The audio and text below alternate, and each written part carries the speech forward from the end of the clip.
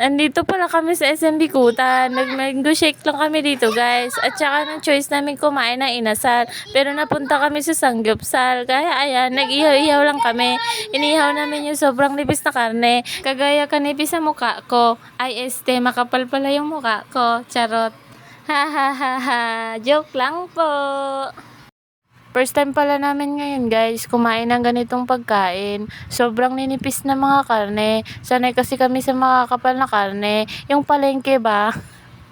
Nabibili lang sa palengke na sobrang makakapal. Kaya ayan, guys, sinatry ko mag-chopstick. Hindi ko talaga kayang mag-chopstick. Kaya sinubukan na lang ni Mister. Pabebe pa yan, guys. Sobrang nasarapan yan, guys. Kaya ayan, sumubo pa at nahulog pa. Hindi kasi marunong mag-chopstick. Sinubukan ko na din si Mister para naman masarapan siya. Nagsubo-subuan lang kami, guys, na para mga bata. O diba, baliw lang. 5:30 na pala kami pumunta dyan, guys. 6 na kami nakakain. 8 na kami nakauwi. Kasi 3 hours kami nagsanggupsal, guys.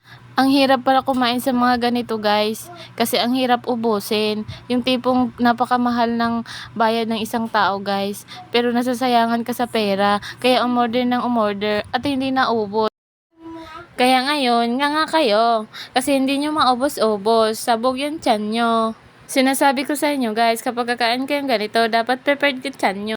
Pero mas maganda to, guys, pag may beer, para naman tumagay kapag kumakain ng karne at di maumay. Paano kasi, ang liliit lang to mga taong to, order ng order, refill ng refill. Kaya ayan, nga kayo dyan, pilitin yung maubos, magsubuan hanggang sa mabaliw, ayan.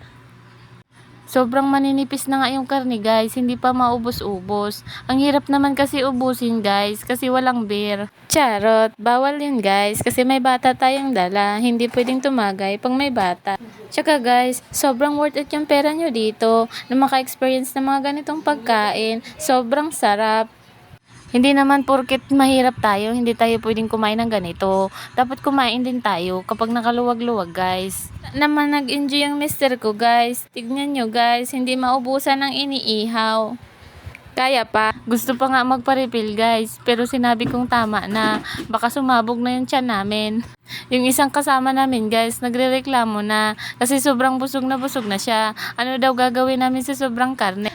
Sabi pa nga ng asawa ko, guys, takot daw siya magsyaro. Kaya ako naman makabalang muka. Kaya ako na lang magsyaro. Sayang naman yung binayad natin dito. Ang mahal-mahal, tapos iiwan lang natin, di ba? Ba't naman ako mahihiya? Ibinayaran ko naman to. Kaya yung sobra nito iuuwi ko para naman makasave ako ng pang-ulam, o di ba? Kaya ayan, guys, sinubuan ko na yung bebe kong pabebe kasi ayaw kumain ng karne. Gusto lang isda at chicken.